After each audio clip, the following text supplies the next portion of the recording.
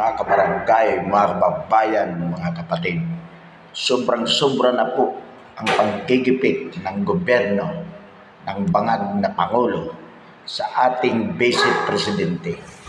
Sinampahan po ng disbarment sa Supreme Court, sinampahan din po ng kaso sa NBI, sinampahan din po ng kaso sa Fiscal's Office, Quezon City, at tinanggalan po ng security personnel.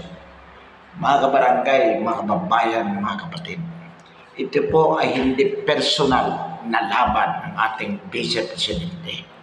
Siya po ay sumisimbolo sa laban ng mga Pilipino, laban po sa isang bangag na administrasyon, ng isang bangag na Pangulo, at isang napakaturap na Kongreso, the 19th Congress.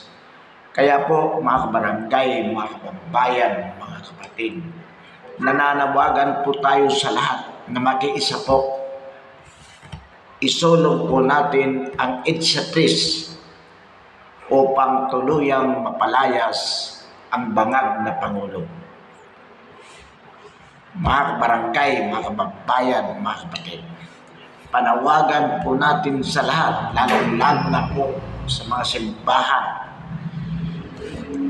anuman denominasyon niya, Katoliko, Iglesia ni Cristo, Protestante, at iba't ibang mga relihiyon.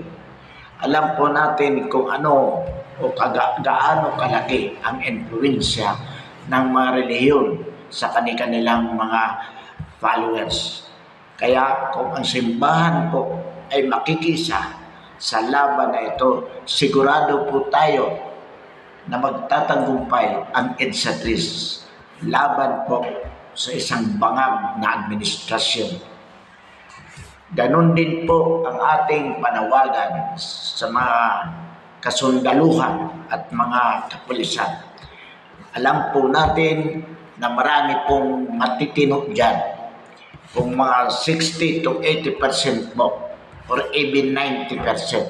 Alam po natin matitino ang mga kasundaluhan at mga kapulisan, lalong-lalo na po sa mga lower ranks, starting with the ground commanders.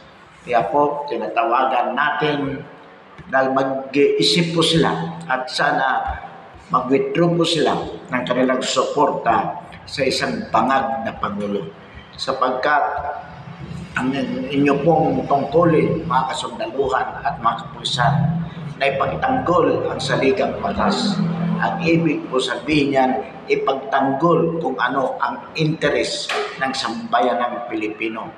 Because the Constitution has been made in order to protect the people. So much so that when the commander-in-chief and the person of the president is no longer serving the people, he has no more moral and legal basis to stay in office.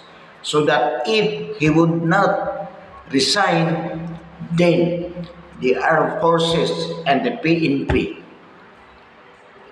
in compliance with their oath of office to protect the people and the Constitution, they must withdraw their support to their commander-in-chief for the good of the people.